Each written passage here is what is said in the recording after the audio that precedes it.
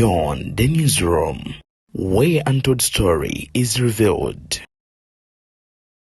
Mu Parliament ya Uganda olunaku olwaleero wabaddewo vaawo mpitewo Lop Ssenyonyi atuukidde ku nsonga z'okuwa abasibe bail abo nno mwana wattu abatannaba okubeera nga basalibwa musango. Agamba nti kiri mu mateeka era ssemateeka w'eggwanga lyattu Uganda alambika bulungi nti buli munnansi agwanidde okuweebwa bail. Jukira nti General Museveni yavuddeyo n'ayogera ku Lwomukaaga n'agamba nti tebawa opposition bail kubanga batya okulaba nga bakyankalanya oba oliawo nga balinnyirira Ebuvanjuba ne bugwanjuba ewaka wasigalawo ewasinga. Beyond the newsroom gwe mukutu ogukuleetera ekyo ekisinga katiranga naffe ng'oyita ku noti 771 44 53 ne noti 744 26 45 na bino bikulu tetulanga bafere tetulanga basawo ba kinnansi n'abagwa mu koowe eryo mwebale kutuwagira. Thank you.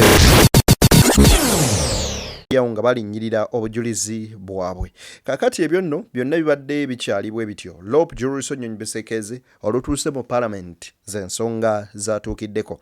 Ebyanetyanita mong buli olukya byeyongera okubijja mbuuza bitya kubanga we twogerera kaakano Zake Francis Butebi agenda kubeera mukama we era ebigambo bibadde bingi wabula kwaba basinze okusanyukira kino abadde omubaka Betty Nambooze bakireke kwoteeka ne Zake Francis mwenye.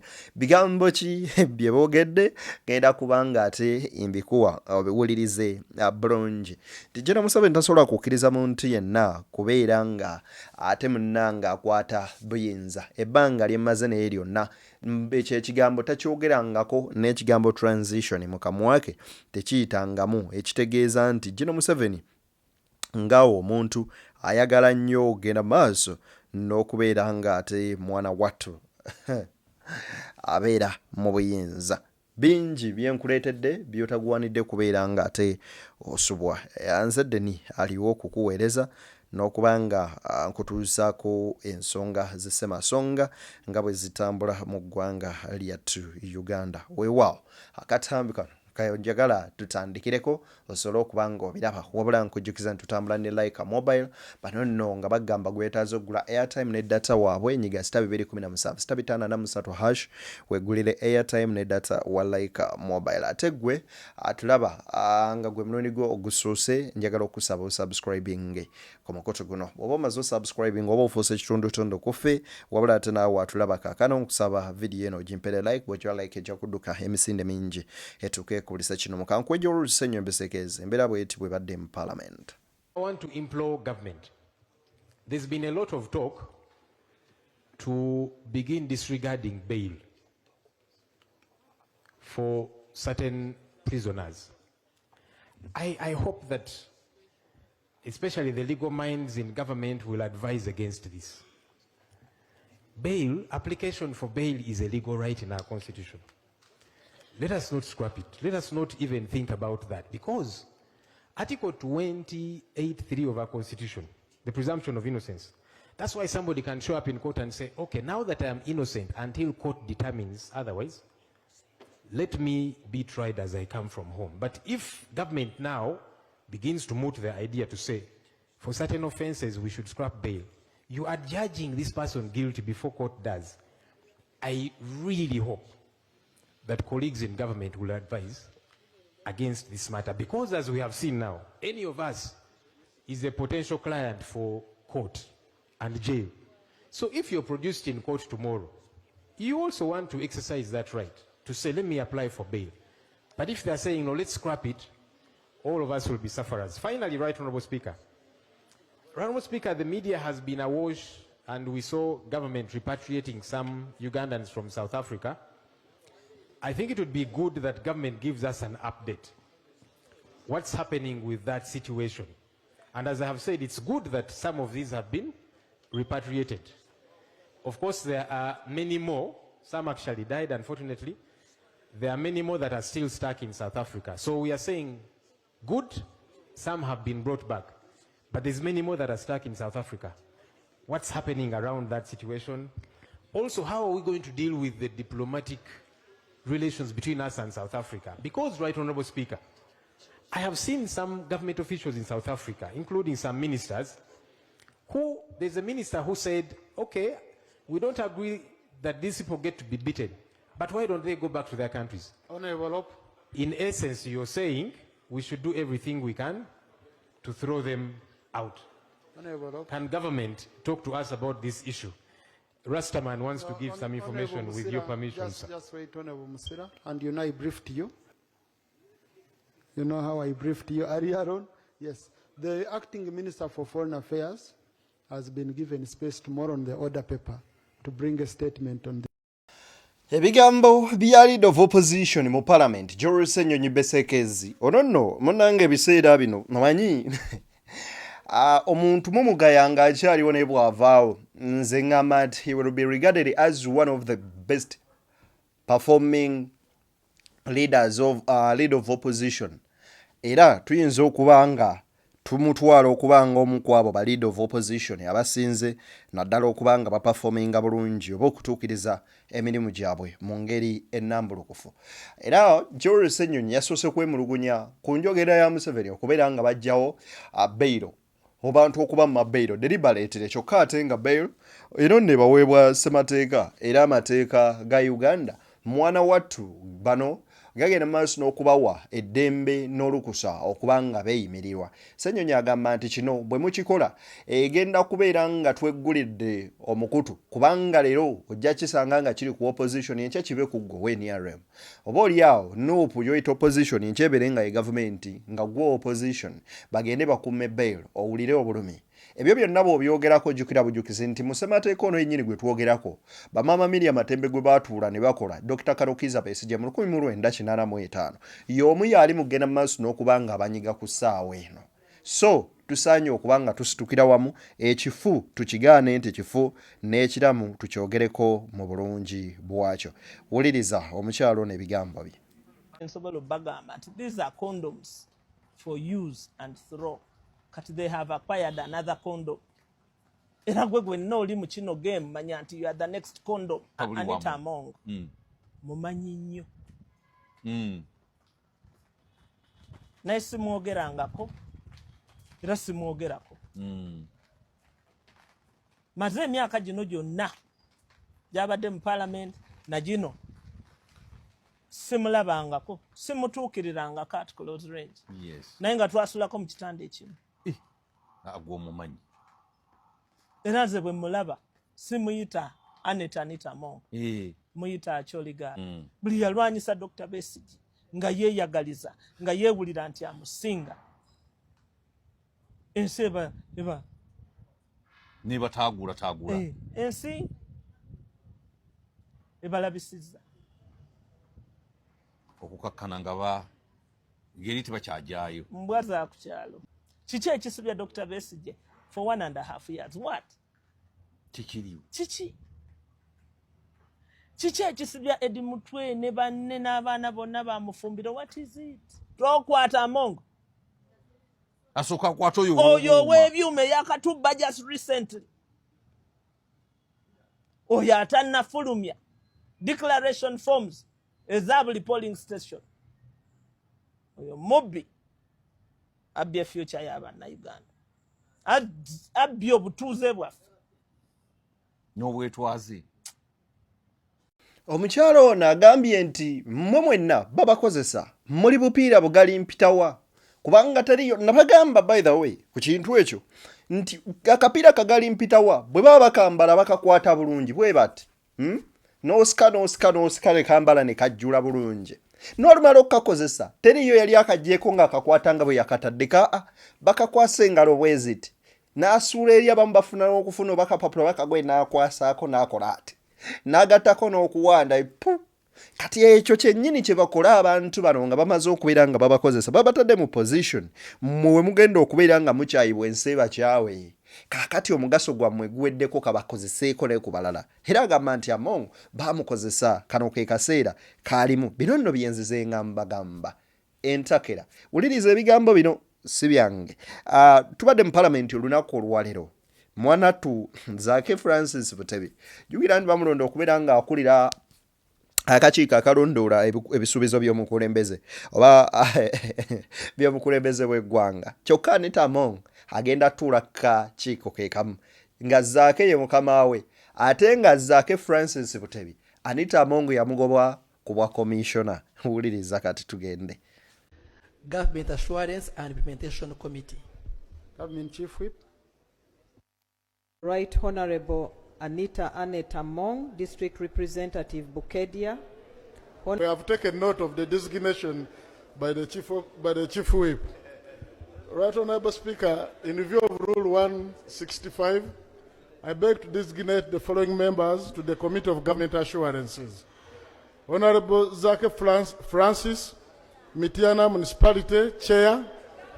Honorable Adeke Ann, District Representative Soroti, Vice Chairperson. I beg to designate. Thank you. Zaake Francis Butebi has been designated as the chairperson committee the government assurance. Ebisuubizo by'omukulembeze kw'oteeka government agenda okulira akakiiko ako si mulala Zaake Francis Butebi.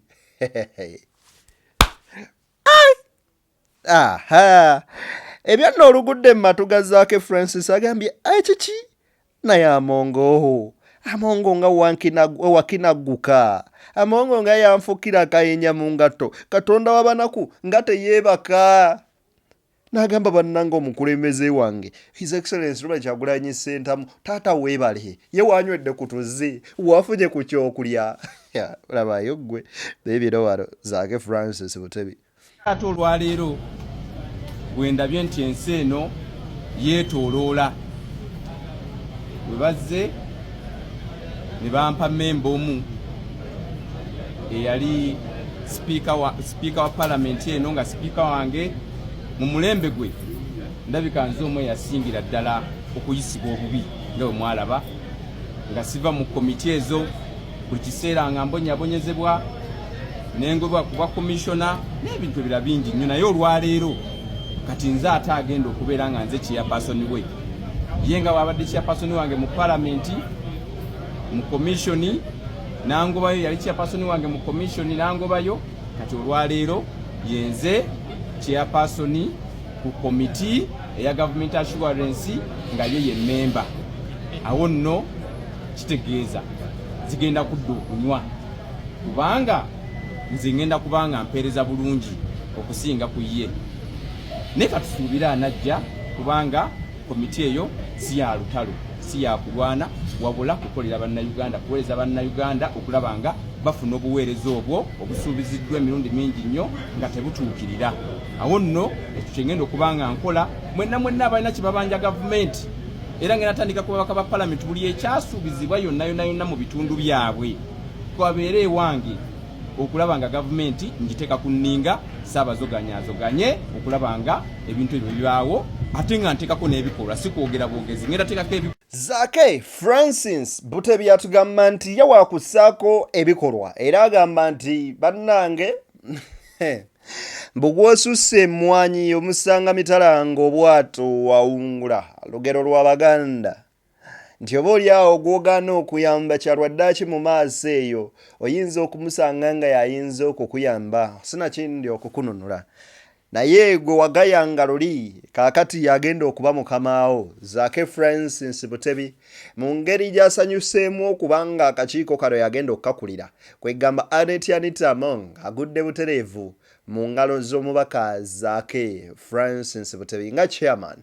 oba ssentebe w'akakiiko ka Government Assurance Committee akaliwo okubanja ebyo ebisuubizo bya gavumenti byesuubiza bannansi okulaba nga babituukiriza era Zaake Francis Butebi agamba Anita Among jangu otuule tukole tuweereze bannansi tusobole okubeera nga tubatuusaako oba oliawo obukulembeze oba omulembe oba omutindo obutaliimu kusosola oyadde okulwanagana entalo kubanga si kye tuzze okukola. Ye Betty Nambuuze bakireke asanyukiddeko Zaake Francis Butebi. Wuliriza. Ensi eno neetoloovu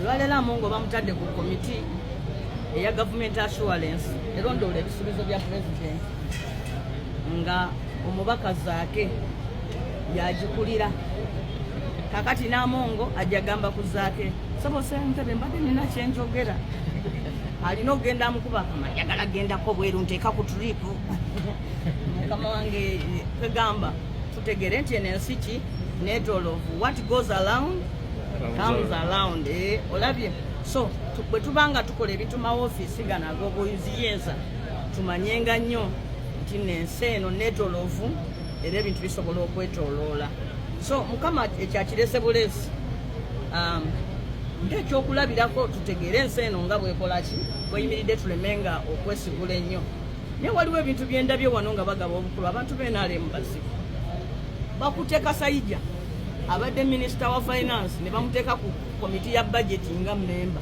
omwereere ne bakwata Luhindi eyali atone jeno ne bamuteeka simanyi ku komiti ya rules nga memba omwereere kagamba nga ne bakwata eyali sipiika mukyala Anite nati ngamba omuntu yali atone jeno akomyewo nga chairperson wa komiti eryawo endala eryawo wekyo kugamba ogenda n'ogamba nti bannange n'ensi ekika mukyala Anite abadde sipiika omulamba kati bamugambye ojja kutuula wano ku komiti yani yazaake mugundi zino oba bamuwadde oba komiti endala gye bamuwadde mu sector komiti awo kegamba naye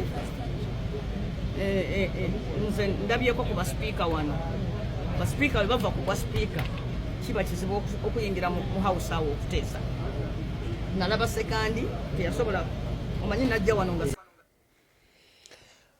Namboze Betty Bajireke agamba nti what goes around it comes around and ensi ekyuka netolovu eringa mupiira mwana wattu essaawa yonna tudda ku amanyize nagamba nti obulamu buno it's like a ring. You might look at it and n'ogamba yi oba starting point yeliwa, but whenever you find a starting point, definitely where it is, wenyini wosobola okusanga even the ending point. So just know, life keeps on moving. It's just rotating. We are in the same circle. At one point or the other, we shall find each other. Then, the question could be, how have you treated them in the previous days? And how do you want them to treat you? I always tell people, please, treat others like the way how you could wish to be treated.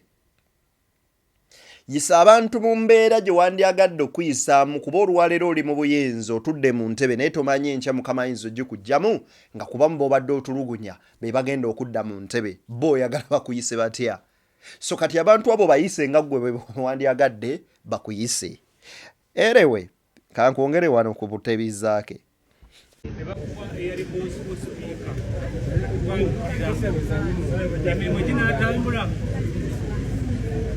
Okusookera ddala njagala okusiima ekibiina kyange ekya National Unity Platform ekikulembera President wange Kyagulanyi Ssentamu era yonna gyali obubaka buno bumutuukeko nti nsiimye nnyo okubanga yannonda okukulira akakiiko aka government assurance era olwaleero Parliament enkakasizza okubeera chairperson waako era nga deputy wange yate ye whip wa FDC and ADEC era nga emirimu egyo tugenda kugitambuza kati Ssaabazoganya agenda kufuuka ssaaba bangi ngenda kubanja gavumenti buli kintu kyonna kye yasuubiza bannansi neegaana okukituukiriza era ngenda kutandikira ku ebintu bingi nnyo byebisuubiza naye ate olwaleero bwendabye nti ensi eno yeetooloola bwe bazze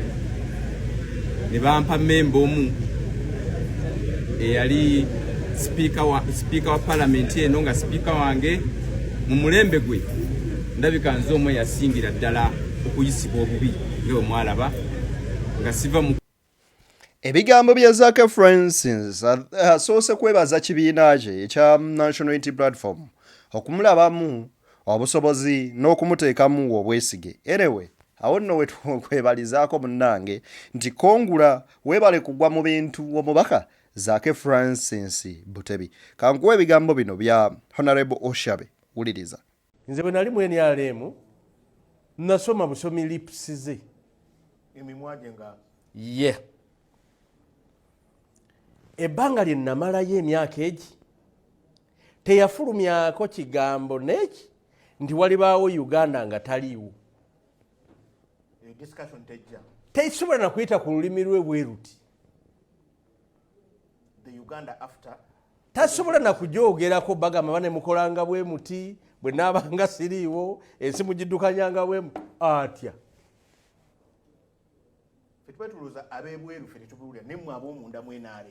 Era nze yali ayagala ennyo enkyukakyuka namanyirawo nti wano tewali bizinesi tewali mulamwa.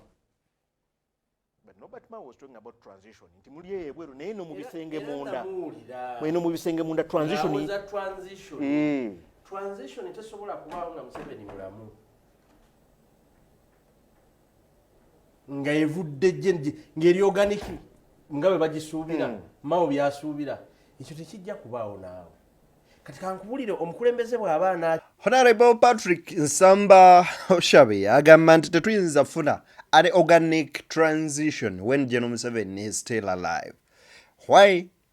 Takirowooza nga nako nti olunaku luyinza okukya nga si ye mukulembeze w'eggwanga lino. So abasuubira nti General Museveni yayinza okuvaayo n'agamba nti katukyusa obukulembeze nti ebyo byonna bya bwereere. Omusajja ye yeeyagaliza yava mu kweyagaliza n'asukka. Wuliriza Nambooze waneeno. Naye kati ono simanyi bw'anakikola naye of course mukwano gwabwe agaba akyaliyo asobola omuwa ku bifo bino ebiriwo kati ng'ekya foreign affairs ekirimu omukuumi Kasolo asobola omugamba anyite amubeere wano minisita wa foreign affairs mpozi ate Abangereza bamugoba n'agamba ayagala visa ya Bukedde yokka so naye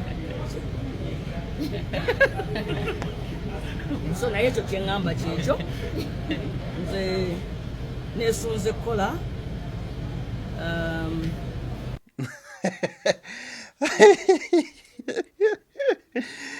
Mukama Katonda wange beyond the newsroom gwe bukoto gwe tuli bazikirize wano wenyini mwe mbansiizira ate kubasaba muneegatteko mu butongole ngo subscribing nga tutambula ne like mobile bagamba gwe yegitazo gule airtime oba data wa like anyiga 217 hash wegulire airtime ne data wa like mobile. Bye bye.